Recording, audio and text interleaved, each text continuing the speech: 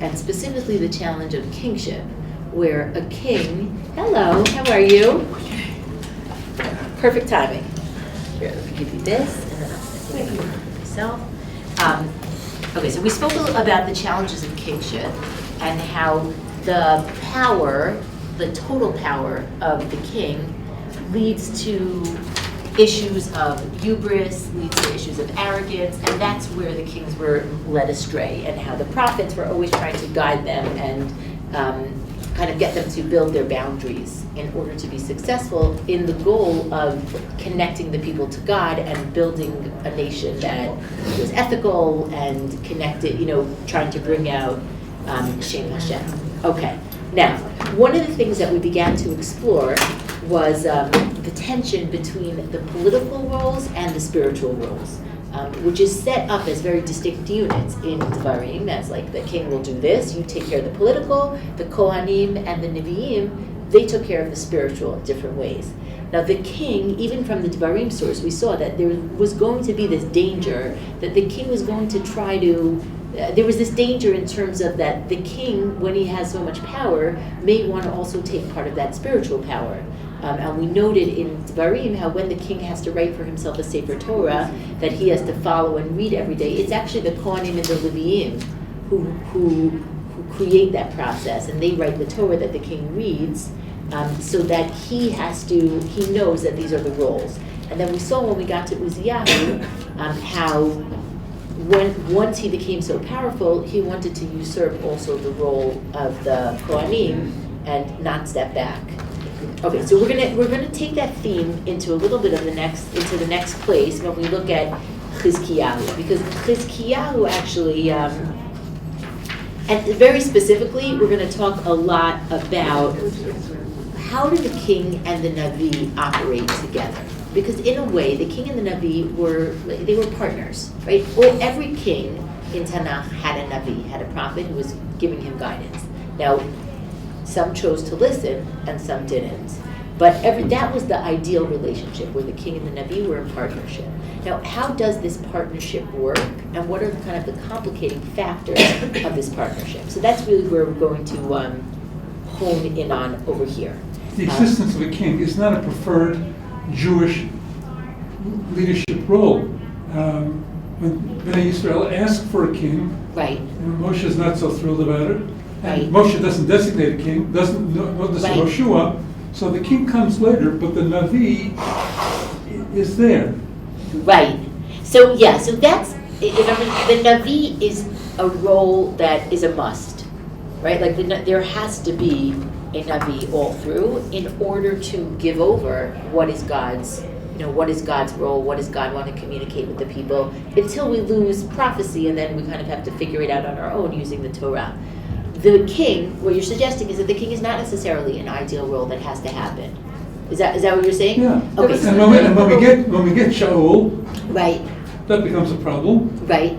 We don't get Jonathan afterwards. We get David. Well, we looked at 2 points of view. One point of view is that it's an obligation from the language in Dvarim, and the other one is that it's not an obligation. It's sort of like a human inevitability. So we've actually looked at 2 different interpretations of the fact that there were laws around the kingship in Dvarim. But there is an opinion, I don't remember, I think it might have been Rambam, that it's not necessarily that it has to happen.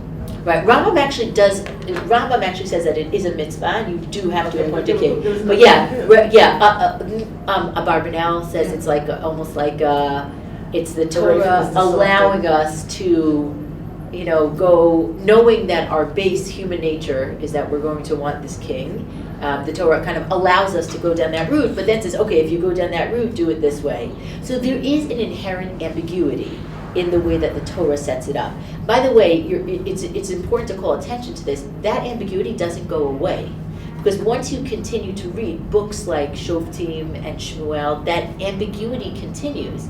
You have people who, for example, in the book of Shoftim, right, there seems to be like there's 2 strands that come out in terms of the kingship. On the one hand, people who looked for power, right, like Avimelech, he was, it came to a terrible end. On the other hand, one of the refrains of the book of Shoftim is Bayamim Hahem Ein melech b'Yisrael, ish hayashar beinav yaseh, that without a king, there's anarchy, and everybody is just going to fall to whatever they fall to. And you need a king in order to organize and have somebody to like mandate things and make sure that there's that stability that they're missing. So even after we leave Devarim, I think if you read through all of Tanakh, you have such an ambiguity about whether this is an ideal state or not, whether we look at it as a necessary evil or whether if we do it right, it has this like almost lichanchila sense.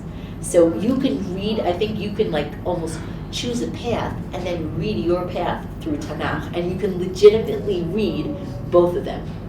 Maybe Tanakh is really trying to do that, always preserve that ambiguity of how do we feel about it and what does it do. It's not just Malchut though, because the ambiguity is preserved in a lot of places. In Gemara, there's a lot of ambiguity.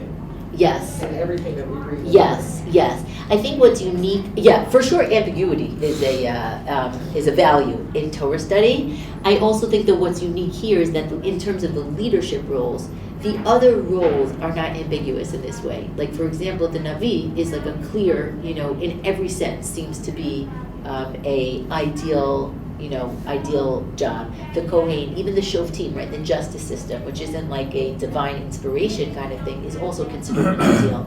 The king is the only job that has this like, take it with a grain of salt, and how do you read it, and is this good? Shmuel certainly initially, right, was against the kingship, and then when he railed against it and he said, you decide to have a king, this is what's going to happen, it's going to go down a terrible path, he certainly felt that this was a path of evil. Yet, the same Shmuel wrote Sefer Shoftim, where he said, "Bayamim ha'im ein melech b'Yisrael, ish hayashar beinav yaseh," which makes me think that even people who hold one opinion still sort of see, well, what's the fault line when you only go to one extreme? I'm about to send her, my crazy nephew, who is, he works for Ben Shapiro, he used to work for Dennis Prager, he's very conservative in his views. He created a film that's his new project, and it was the day that there was completely, all laws were suspended. So, and he comes at it from the left and from the right. It's like, you can park in the handicap space, but the guy coming at you with a bat can hit you because there's no law. So Right. it's both restrictions can be good or bad, and permissions Right. can be good or bad. So it really assaults your senses for about 8 minutes. Right. While I disagree with him often, every once in a while he comes up with a grain of truth. We need those laws. We need those laws. Right. But yet the dangers of where they go, what can happen with those laws are massive, and maybe even lead to a path where we say human nature just can't tolerate this. So we're going to look at another Uzziyahu in a way that was also, he was not when we think of like the bad kings, I don't think I would put him on that list. He was a very human king. He accomplished a lot. He built up Israel at the time. But in the end, he did fall prey to these boundaries. And we're going to see something, it's a little bit different today, what we're going to look at Chizkiyahu, but we're going to explore like a different tension specifically with the prophets. So just to set the stage a little bit, this is on this Sefaria source sheet over here. I just want to talk a little bit about who Chizkiyahu was, what he did, because we're going to hone in on the story that happened at the end of his life, but it's much more meaningful, and the analysis requires kind of understanding who he was as a person. So we're coming at this a little bit late, not that much later. We're talking about end of the 8th century BCE. Yeshayahu is still the prophet, and Chizkiyahu actually to Yeshayahu was like his great hope of like, this is going to be the king that's going to make it all happen. And it makes a lot of sense. If you look at the beginning of, let's say, Melachim Bet Yudchet, we're not going to read all this, but I want to just highlight some of the psukim. Vayhi b'shnat shlosh Shem ben Ela melech Yisrael, Malach Chizkiyahu ben Achaz melech Yehuda. Became the king. Ben 25 shana haya b'malko, 29 shana malach b'Yushalayim, b'shem imo Avi ben Zachariah. So first of all, just note that he ruled for 29 years. That's a nice amount of time. You can affect a lot of change in 29 years. Vayas, and what did he do? Vayas hayashar b'nei Hashem kechol asher asa David aviv. He did right in God's eyes as his father David. And whenever a Judean king does right in God's eyes, we go right back to David. Right? David is kind of our ideal model of who is the righteous king. Let me just give you, oh, my pleasure. Okay, here we go. Okay, this is just the beginning kind of background piece. Okay, now what exactly did he do? Hu hisir et habamot.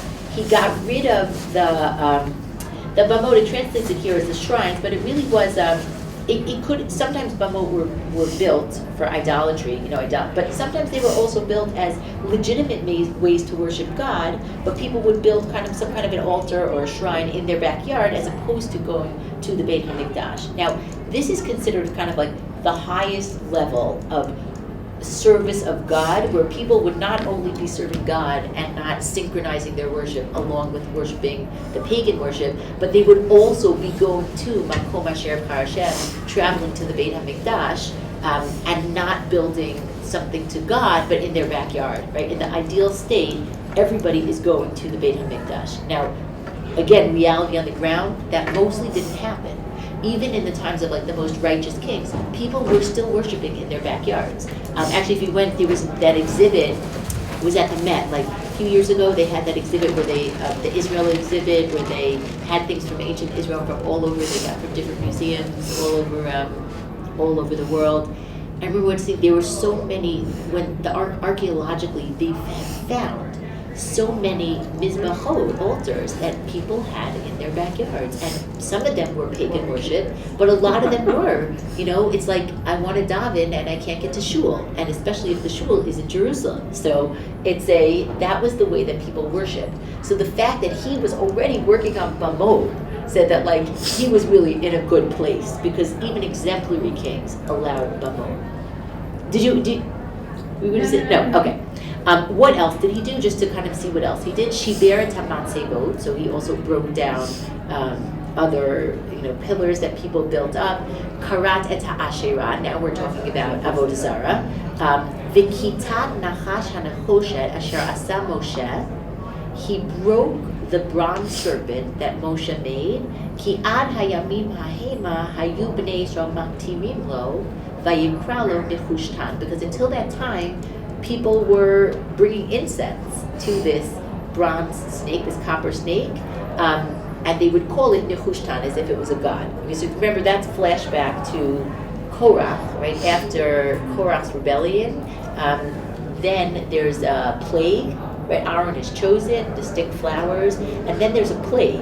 And Moshe initially doesn't know how to stop it, but then he builds that copper snake, and he runs through, and that stops the plague. That becomes our sign of medicine now, right? That twisted, right? But what this is saying is that hundreds of years later, people are still worshiping that snake, which makes sense because they saw this physical object affect, change, and heal. So then where do it translated into worship. That happened already in the Midbar, so there were actually people who witnessed it who entered the land. Right. So, and it's what's also interesting here is that nobody else got rid of it before Uzziyahu, because now we're already talking about 8th century BCE. A long time has passed, hundreds of years, yet he's the first one to say, let's get rid of this. So you see, this is a king who's motivated to make changes. And if you follow through the next pasuk, he says, "Ba'Hashem Elokei Yisrael batach," and batach, faith, is a like milah mancha of the stories. It's a word that recurs throughout the stories. This word of the bitachon, that he relied on God. Actually, he's also, I think the Gemara says that he was also the one who buried the medicine book.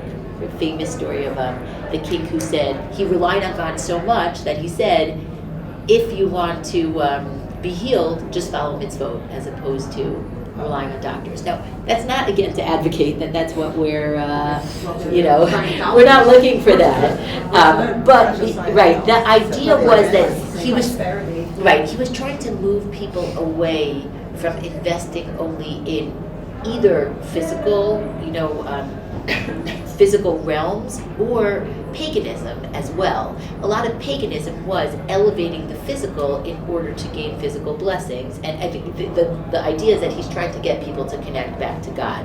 And it continues, "V'acharav lo haya kamohu b'chol malchei Yehuda asher hayu lefanav." There was no one else after him as great as he was. And we know that there were righteous kings after, primarily Yoshiyahu, who was, Josiah, who was in, we might look at him, maybe we'll look at him next time, an incredibly inspirational king. So here, though, Chizkiyahu is something special, and it just keeps going on and on. Vayidbak b'Hashem, lo sar me'acharav, vayishmor mitzvotav, asher tzivah Hashem et Moshe. He followed all the mitzvot. V'haya Hashem imo b'chol asher yitzei yaskil. Everything that he did went right. That always reminds me of like the Yosef story, kind of like, Yosef, whatever he touched turned to gold, and here's the same about Chizkiyahu. Now, what happens next is also is a fascinating story, which is that politically at that time it continues. Vayimrod b'melech Ashur v'lo avdo, and he rebelled against the king of Assyria. Okay? And Assyria at the time, what you have to realize when we talk about these rebellions against Assyria is that Assyria was the superpower, and if Assyria when Assyria was the superpower, there were a lot of hardships that came along with it. There were financial hardships because of lots of taxes that they had to pay, and there also were spiritual hardships because Assyria could push back against different religious initiatives that Chizkiyahu might want to implement. The other thing also to realize, just in context, is that rebelling didn't mean, military rebellion. It usually meant just not paying the taxes. That would be rebellion because they were just considered, they were kind of Assyria was the superpower. What their responsibility was to be subservient to the superpower, which usually came along with exorbitant fees and restrictions that they didn't want to follow. So that was the way that he rebelled. Anyway, so this went on. This went on for a long time, and but if you flip to if you look at Yud Gimel for a minute, but Arba'asrei Shana Melech Chizkiyahu, this is 13. On the English, it's probably on the next page. And the 14th year of Chizkiyahu, Allah Sancheirav Melech Ashur al Kol Arei Yehuda Hamtzurot Vayinpisein. So Sennacherib of Syria came in the 14th year. Enough is enough. He decided, we're done with this. This is only supposed to be like our vassal kingdom. We're going to put them in their place. And this is a story that actually, because of Chizkiyahu's tunnels, right? A lot of people know this story that they were besieged by Assyria, and then the tunnels, right, were the way that he figured out how to keep the water supply right inside, so that they would be able to they wouldn't die from the drought.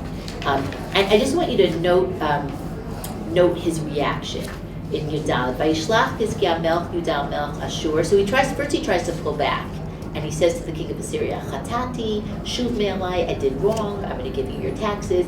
But it ultimately continues. And the way that the story plays out is there's a very long story about Rabshakeh, the general, comes to taunt them and tell them how they're going to be destroyed, and that goes on for a long time. Right? He speaks to the people on the walls, and then if you look at here, this is what I want to look at for a minute, Chizkiyahu's reaction. If you look at Parak Yud Tet, Vayhi kishmoa hamelech Chizkiyahu. So once Chizkiyahu hears about the way that Assyria is imminently coming and the taunting of the general, Vayikrat begadav vayitkas basak vayavo beit Hashem. So he rips his clothing, he wears sackcloth, he goes to the house of God. So you see already, this is a righteous person. Like he's trying to think, okay, something's happening. Let me first, there's like the military pieces, and we know he's also preparing for that drought. We have the tunnels, which are evidence, but he's also turning to God and saying, what do I do here? And then they send for Yeshayahu. Vayishlach et Eliakim asher al habayit v'shavna sofer v'tignei kohanim mitkasim b'sakim Elishayahu hanavi. So where do we turn for guidance? We have to turn to the prophet. Okay, so now we really have this beautiful synthesis of these roles. Vayimru alav komar Chizkiyahu yom tzara v'tochacha v'na'atza yom hazeh ki ba'u banim ad mashber v'koach elu leida. We're in this crisis state. Maybe God will hear. Okay, so then they come and they tell him. And Yeshayahu tells them, don't worry, God hears you, he's going to help you. Right, and then, so then if you skip to like 15, Tetvav for a minute, Chizkiyahu responds by prayer, right? By Palel Chizkiyahu, he says, okay, he gets the message from Yeshayahu, it's going to be okay. He realizes that he has to pray. Palel Chizkiyahu B'nei Hashem, and he has a very beautiful tefillah. God save us. We're depending on you. And then Pasuk Chaf 20. Vayishlach Yeshayahu ben Amoz el Chizkiyahu lemor. Okay, so now the prophet is again delivering the message. Perfect relationship, right? King is trying to work on the political. He's getting his religious direction from the Navi, and he says, "Ko amar Hashem Elokei Yisrael, asher hispalalta alai el Sancheir melech Ashur shamati." Okay, I heard your prayers, and you're going to be saved. And ultimately, we know that exactly is what happened. Let's take it through. Right, he's not going to come through, and then this is the very ending. If you look at Lamed Hey, 35, Vayhiva Laila Hahu, Vayetze Malach Hashem, V'chamisha Elef, Vayeshkimu Baboker, V'hinei Kulam Pigarim Meitim. So that's kind of that famous story that Sennacherib's army was all wiped out by some kind of plague, perhaps in their sleep, and the threat dissipates for now. Okay, so this really kind of, everything is working. Okay, everything seems to be in place. The king has this great symbiotic relationship with the prophet. He listens to God. He prays. He creates this very functional militarily strong city. Everything is like it's a beautiful story. Okay, but then we have this very, very strange story at the end of Chizkiyahu's life, and that's really what I want to look at today and try to understand some of the ambiguities that are in this story. So that's there's another. Yeah, here you go. No, I made it to the okay. destination. Okay, so here we go. Okay, it's a very beautiful personal story. Let's read the story and then we're going to analyze it. Okay, and so let's first read the story in the sense of to raise questions about it. There are many ambiguities, and we'll take it from there. Okay, so Bayamim Haim. Okay, so this is Bayamim Haim. It comes right after all this military background and national background. What's happening at that time? And actually, many people think that it was also in that 14th year when he was dealing with the threat of the Assyrian army. Bayamim Haim Chalach Chizkiyahu lamut. So Chizkiyahu became so sick that he was going to die. Vayavo alav Yeshayahu ben Amoz hanavi, vayomer alav, Ko amar Hashem, sav lebeitecha, ki met ata v'lo tichya. So Yeshayahu comes to him and he says, command your household, right? He's the king, he has to set up preparations, it's a big deal, that you will die and you will not live. Okay. Vayasev Chizkiyahu panav el hakir, so Chizkiyahu turns to the wall, vayitpalel el Hashem, and he prays. Vayomer, Ana Hashem, zechor na et asher hitalachti lefanecha be'emet, ubelev shalem, v'atov beinecha asiti. Right? Remember, God, all the good things that I did to you.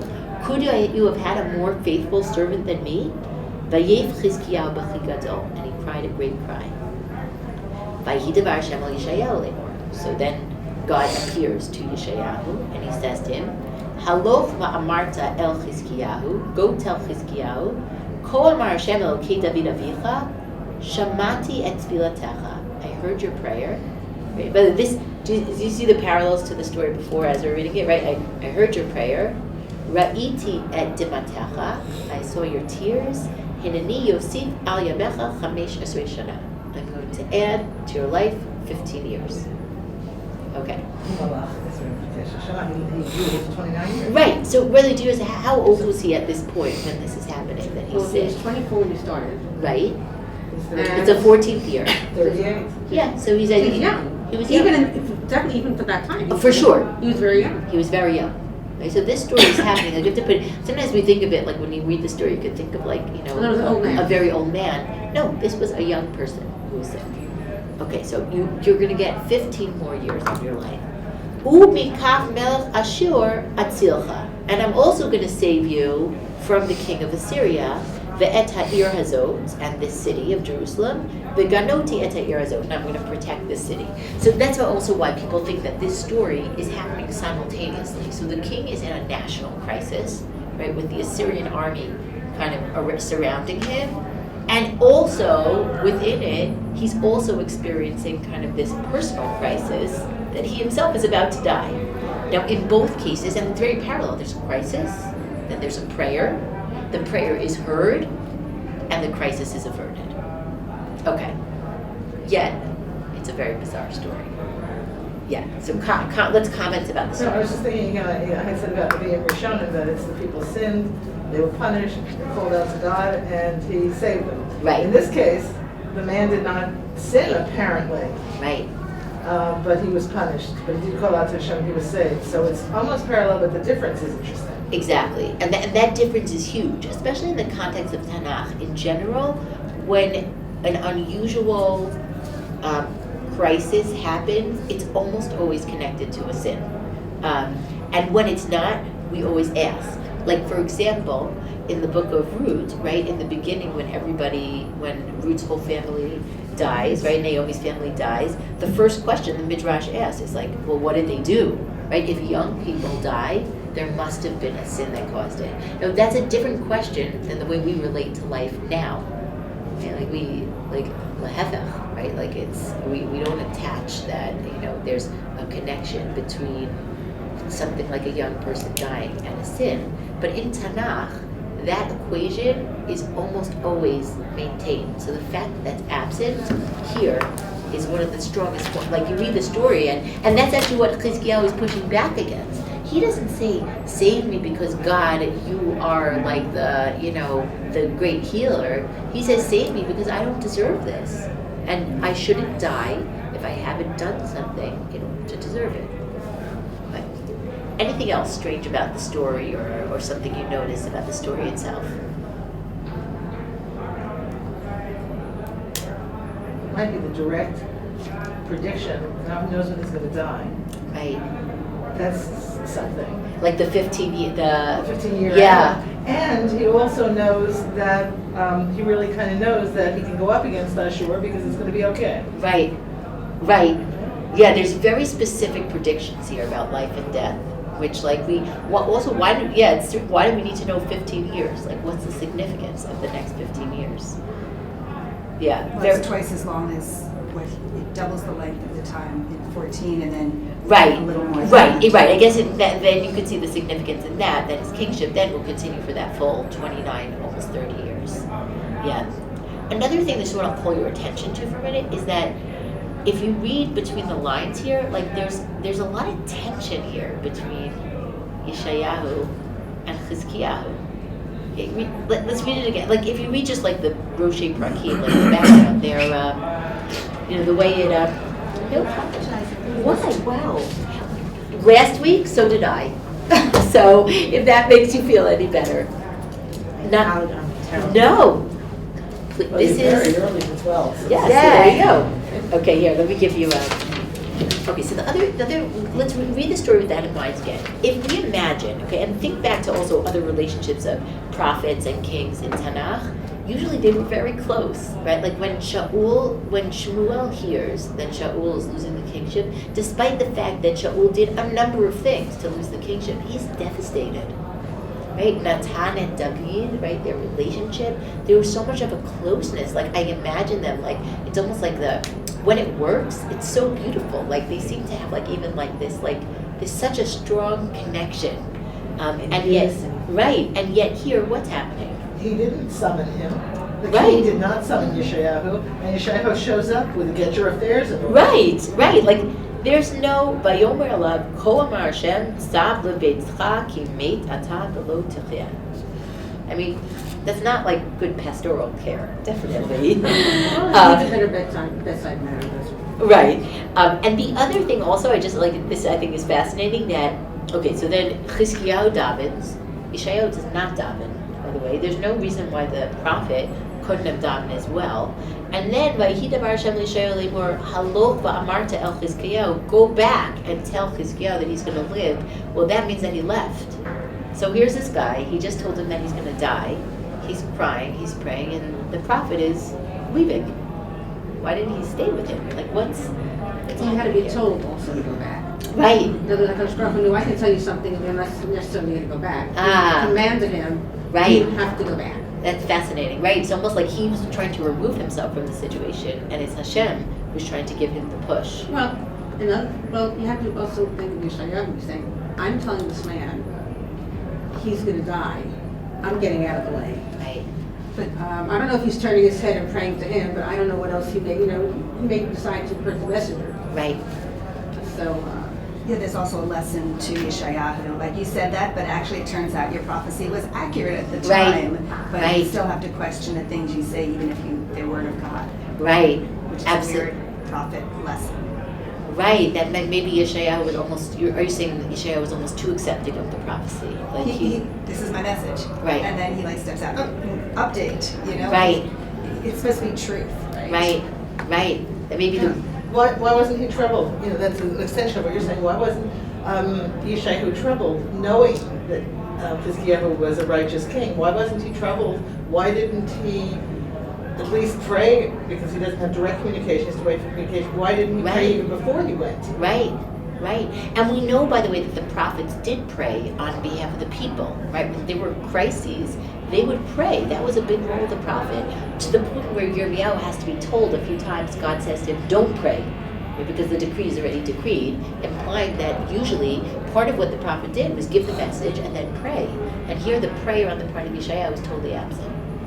And so there's a lot of holes in this story. If you take a look, this is we're going to look at now. We're going to kind of do a midrash. We've done a lot of pshat. We're going to look at the midrashic read here. How does the Gemara then analyze these holes, and how does that speak to a little bit our big question about what are the roles of the king and the prophet? So it's a fascinating Gemara, but it's also it's a great example of how like midrash takes like a story, sees some of the ambiguities, and then builds almost stories within the stories. Okay, so we're kind of gonna analyze where that goes and what's the basis. Okay, so look, it's from Gemara Brachot. Okay, so it starts Mika Kadosh Baruch Hu Sheodei Lasot Pshara Bein Shnei Tzadikim Bein Chizkiyahu LiYeshayahu. Actually, I think this is a quote from a pasuk maybe in Mishlei or Kohelet, which says, "Who is like God, who is a chacham and pashar davar, who could make compromise?" It says, what is this talking about? It's talking about God, because God was the only one who could make a compromise between Chizkiyahu and Yeshayahu.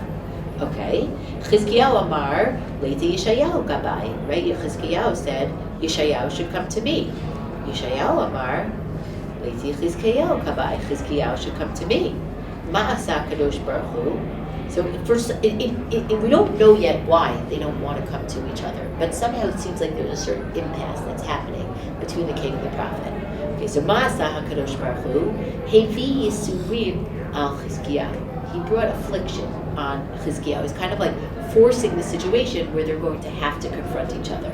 Va'amar lo liYeshayahu, lech uvaker et achola. Okay, so now that he's so sick, you have to go visit him. Shenamar. And here's the quote. Now, by the way, here the quote from Lachim, I quoted from Yeshayahu, is actually a fascinating case where we almost have like a verbatim account in Yeshayahu and in Lachim. And even though it's the same time period, it's unusual to have like the same account in Nevi'im Rishonim and Nevi'im Achronim. So this is one of the rare cases. Okay,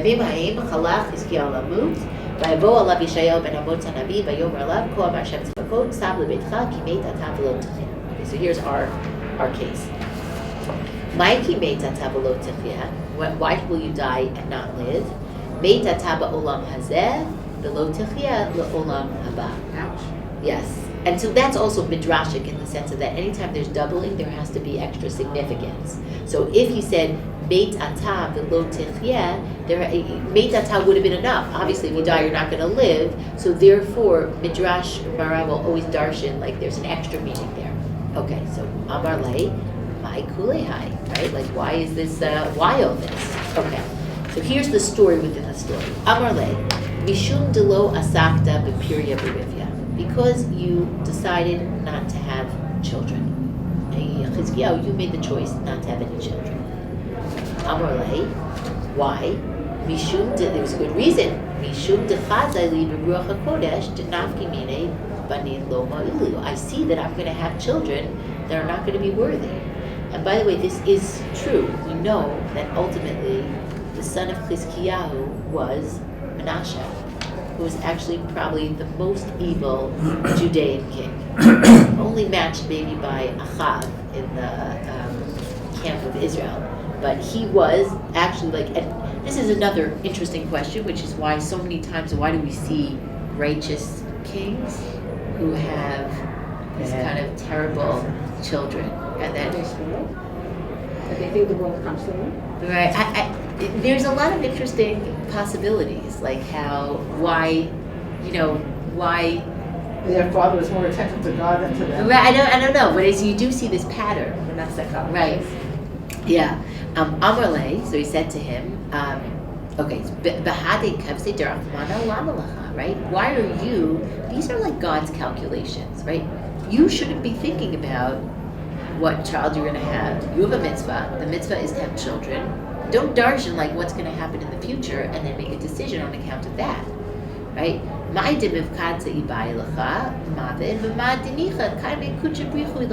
You have to do your part. God has to do his part. Amrle, so he responded to him. This is Chizkiyahu again. Hashta havli britcha efshar digar mazachuta dide b'didach v'nafka minay banin demalu. So he says, okay, what should we do? You're righteous, I'm righteous. What if we marry off our children? And if your child marries my child, then maybe the zchut that they both have will cause us Isn't to he have a asking him righteous for his child. daughter and for his wife, so he can have a child?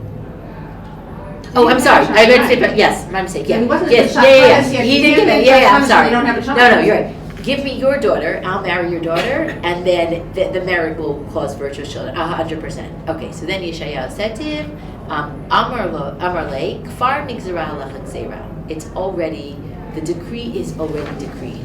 Now, Which decree? okay. He died. That he will die, or that his child is going to be a Menashe type? Okay, great question. Down, Great. negatives in the shotgun. Right. So yeah, very, very interesting question, because two things are happening here, right? The Midrash is inserting a second story, right? So we know at the same time that he's sick and he's about to die, and we also know that now they're inserting the second story about this crisis of not having children, not getting married. So yeah, what's happening here, right? Is it, what decree is already decreed?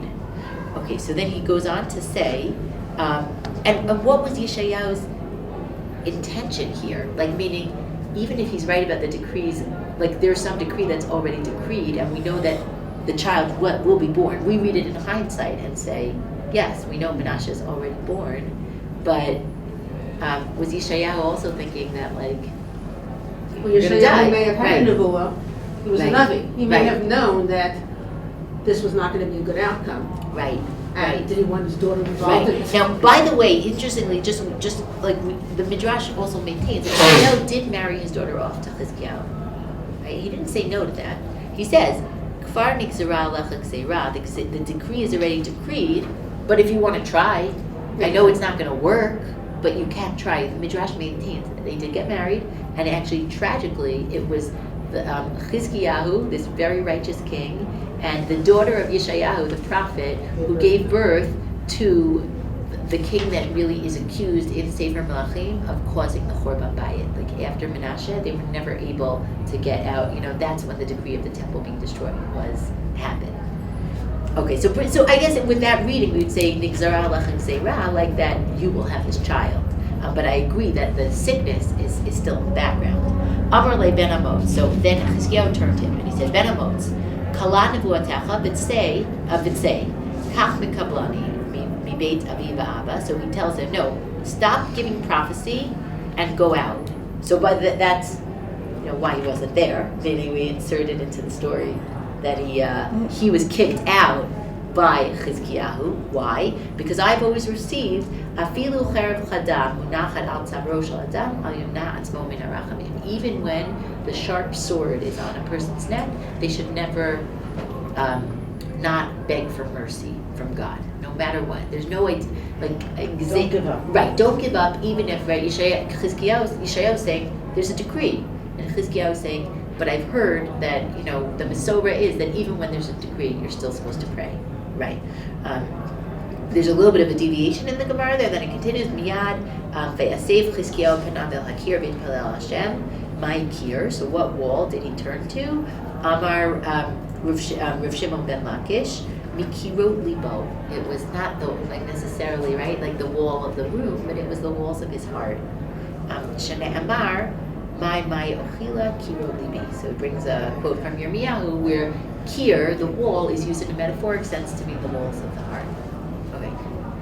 A very beautiful story, but at the same time, a very complicated and troubling story.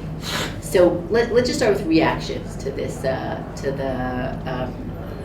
the Gemara. I think let's first say, let's look at it in two ways. First thing is in what way is this Gemara rooted to the Pshat, like sort of the text that we saw in the beginning? What are kind of the pieces that link it to the Pshat itself?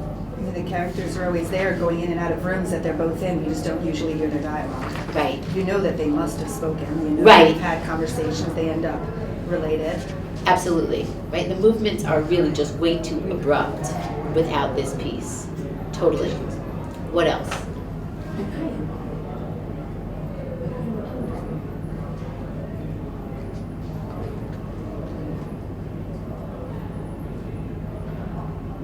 A little complicated of a story to make Right. a complicated story Right. more complicated. Right. As if you chopped out and just picked those words, and then that's why it made sense. Right. So you have, it's interesting because you do have the sort of it does feel like when you read Yeshayahu Lamechet, it does feel like something's missing, right? Like we don't, like you said, it's just very abrupt. But what it inserts is quite a complicated story. I would say that there are roots here, though, of that there was something very complicated going on because the abruptness of the story, the tension is already there, right? Like when we read the story, we saw there was a tension. So what the Gemara is doing is the Gemara is also bringing out, right, this idea that this tension was real. There was a big deal going on. There's a reason why the relationship between Chizkiyahu and Yeshayahu looks different in the personal crisis than it did in the national crisis because they were having this whole personal argument. So it explains kind of the tension piece. I would say it also reads in the sin piece, right? If we want to assume that in general, when a young person dies or is fated to die in Tanakh, usually Tanakh will tell you that there's a reason why. And here, okay, so the Gemara also took that route and said there was a reason because he was actually refraining from Pru'urvu, which was his obligation and his mitzvah, and then that was his punishment for that piece. Okay, the other thing I'll just also note is that it's missing the word batach, right, which we saw earlier, right, this idea of like bitachon as being like kind of Chizkiyahu's like fundamental midah that he always has faith. Is missing from this story. I actually heard someone speak about this once. A teacher in Israel, his name is Rabbi Yonatan Feintuck, and he said, like, there's in every other story, Chizkiyahu is that person of faith. He turns to God. What does God want me to do? And here, he's not that. Like in this story, right? When you just read the Yeshayahu story, he's a person of faith. He's sick. He has a crisis. He turns to God, he davens, and he's forgiven. That is faith. So then, if so, why is that word batach not used here when it's used in every other story?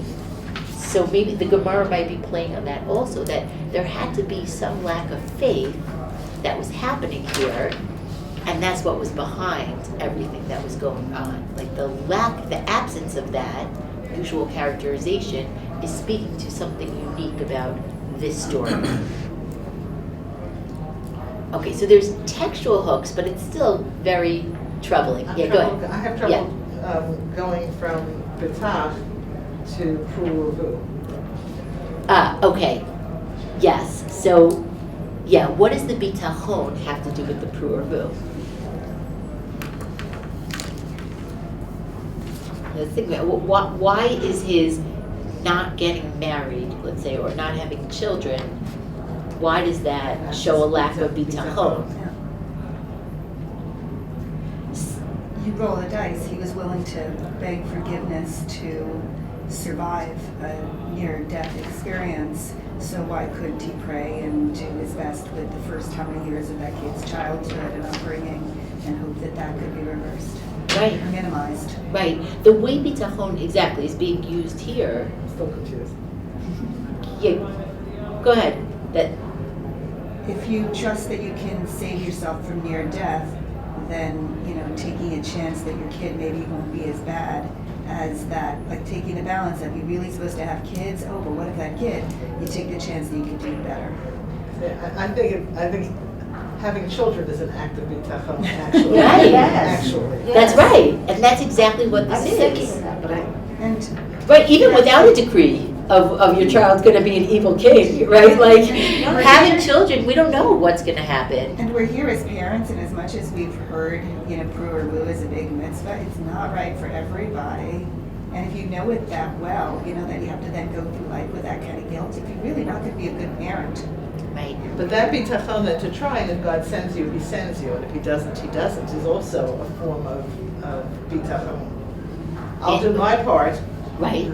but Hashem has to do His part, and there may or may not be a child resulting Right. from my effort. Right. And so it sounds like what Chizkiyahu is struggling with is not either fertility or the fear that he wouldn't be a good parent, but what he's struggling with is that what if I know down the line that my kid is not going to turn out well? Well, then I'm not going to roll the dice. I'm going to decide not to. But he didn't have the power of the Nebuah. So what was his instinct that he was not going? I mean, he used to say, for Nebuah. Right. So why was his instinct that this When man you get the information. is going Right. to be Yeah. so terrible? It's true, and we don't have any indication from the Pshat that Chizkiyahu was a prophet as well as a king. It could be either that he received the information, maybe from Yeshayahu, or it could be that the Gemara is reading into this also, that Chizkiyahu actually had Ruach HaKodesh and he, had some kind of divine inspiration. I'm saying that I think that's the two ways you could read this Gemara. But yes, that piece doesn't appear in the Pshat at all. So let's use that bitachon piece a little bit to take this to talk a little bit more about what we started with, which is the role of the king and the prophet, right? So let's assume for a minute that what Yeshayahu is advocating for is bitachon, right? Like, now what's bitachon? Bitachon, the metaphor is like, I roll the dice, that's what Yeshayahu is saying. Do what you do, God will do what He does. That's like kind of this bitachon piece that the prophet is advocating for. Don't use all your cheshbonot about like what's going to happen in the future. Now, what's Chizkiyahu advocating for? I want to make my own decisions, right? Like I want to figure out how things work, and then I want to, control the outcome. Now, how do I do that? Well, I'm going to step back. I'm not going to have a child. Okay, now you told me that I have to have a child. Well, at least I'll marry your daughter. Get the odds in my favor. Because then the odds, right? Like, let's still spin the odds in my Or favor. it's a dare. Right. Yes, you could read it that way also. Like, are you willing? Like, put your money where your mouth is. Would you be willing to do it? Yeah, I didn't read it I didn't read it that way because I really read it with the benefit of the doubt that he was saying what he meant, that the zechut is of two of us together is stronger than just me. But I agree. Like he's saying, would you be willing to do this? Like let's get us both kind of in this situation. Yeah. So it's I think what we're leading towards, I think, of what the Gemara is bringing out is that maybe this isn't just like a Chizkiyahu Yeshayahu debate, but this is very indicative of what's actually happening with the role of the king and the role of the Navi. Because what is the king, right? The king wants control. The king wants to be able to physically do things in order to control the outcome, right? This is the same Chizkiyahu who dug those tunnels, in order to make sure that Jerusalem would have water when it needed water so that it would survive the drought. So that's the king. The king wants control. Okay, what is Navi, right? What about the doesn't Navi? want to be discounted. Right, right. The Navi wants subservience. So they have to work Right. together. So they're actually at odds. Well, the lineage of Nebuah started before the lineage of Malchus. So it's like, I Yeah. came before you did. Right, You know, you can't say that you're more powerful than I. Right. And it's also sometimes difficult to be willing to give it up to make it an equal partnership. right, exactly. And Right, when people have power, which we see, it's very difficult to share it truly right. evenly. It's more like each one wants to have that little upper hand of what Right, it is. and here, sharing things like that. power is more difficult because they each want something different, right? The Navi wants, just accept the Gzeirah, right? It's decreed. Don't cheshbon out what's going to happen. That's not your role. Let God do His thing, and you have to do your part, and don't step into God territory. But the king is saying, I want to control the outcome. I want to make sure that this is happening. So the conflict is not just about this individual situation. And listen, this also leads into like how you read Midrash in general. Do you think every Midrash is literal? It could be that this Midrash is not itself literal, but that it's trying to bring out what might the tensions be between a successful but righteous king like Chizkiyahu, who's always going to want some type of control, and the Navi, who's always going to be advocating to some degree for subservience to God's will. Don't do that much, even politically. The prophets were always saying, don't get too involved in making all these treaties. They never turn out well.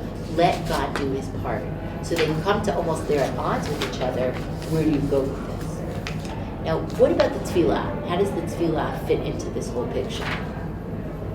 Well, he's not using the intermediary of a Navi anymore. Say that again. He's not using the intermediary of a Right. Navi. He's going straight to a Baruch and asking him for a direct favor. Right. But the Kadosh Baruch Hu does not respond No, to he gives it to Yeshayahu. Goes to Yeshayahu. Right. Maybe.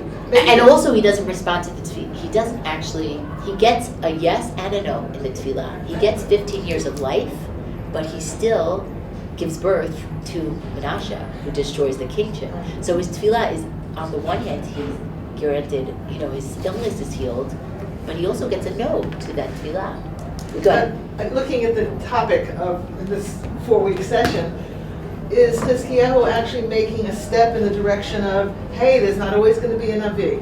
Right. And so we have to find ways to connect HaKadosh Baruch Hu on our own. 100%, especially the Gemara. You have to realize also when the Gemara was written, it's post-Nebuah. So they're trying to think about, what do you now do?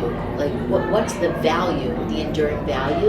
Well, the enduring value is that tefillah is always going to be there for you. Now, how do you look at this tefillah? I think there's really two ways you could look at it.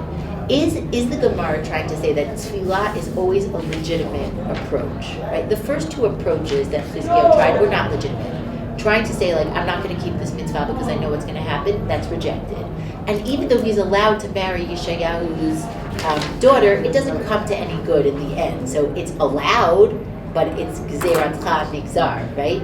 But tefillah, one way I think that you can look at it is that tefillah, the Gemara is saying to you, you always have tefillah. Like, you don't get too involved with like all these cheshbonot, but you can always pray.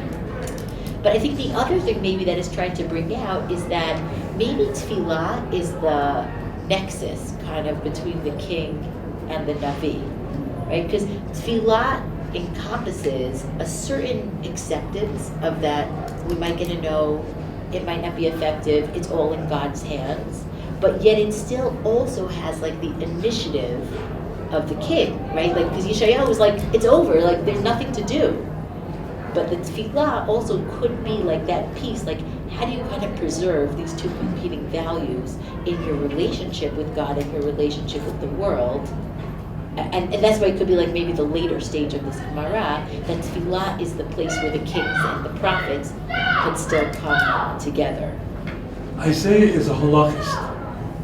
He's saying Yes, to the king, Puruvu, Right. that's your job. right, And I think that Chizkiyahu was going out with a couple of women. He decided he wasn't going to get married to either of them. And in fact, That made a difference. the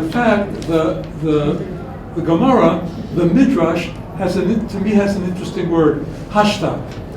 Chizkiyahu is saying to his future father-in-law, he's saying, okay, then now, Hashta, now you give me your daughter, and we'll see if between my pluses and her pluses or your Right. pluses, whether we're gonna turn over what I already know, I Chizkiyahu already know Right. from the Ruach HaKodesh. Right, So we have to always put it, I think, in the context. The context is the rabbis, and the rabbis of the Gemara. right, So they're halachists.